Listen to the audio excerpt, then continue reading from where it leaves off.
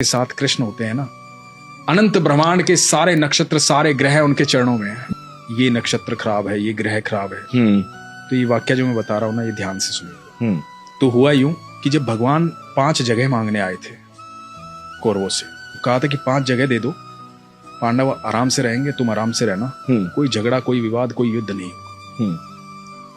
तो शकुनी ने दुर्योधन को कहा कि सुयोधन इसे बंदी बना लो, ये उनका फेवर लेके आया है। दुर्योधन ने ऐलान कर दिया कि बंदी बना लो।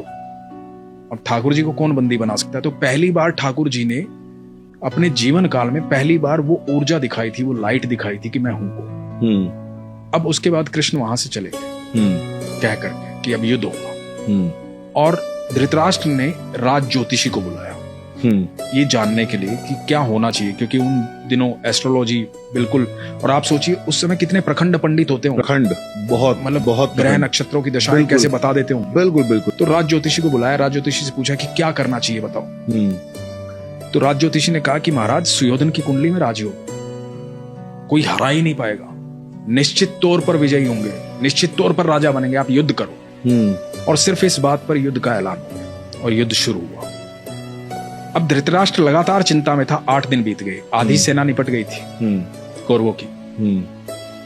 अब ये दिखाई दे रहा था साफ साफ कि कौरव हार जाएंगे, पांडव जीतेंगे। तो फिर से बुलाया गया राज ज्योतिषी को। धृतराष्ट्र बैठे हुए हैं, महात्मा विदुर बैठे हुए हैं, और राज ज्योतिषी को पूछा गया कि भाई ये क्या हो रहा है?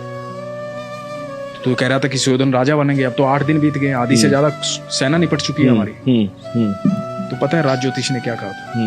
कि वहां कोई है जिसने नक्षत्रों की दिशाएं बदल डाली, कोई है जो समय और परिधि से परे है, कोई है वहां। तो विदुर ने कहा था कृष्ण है वहां।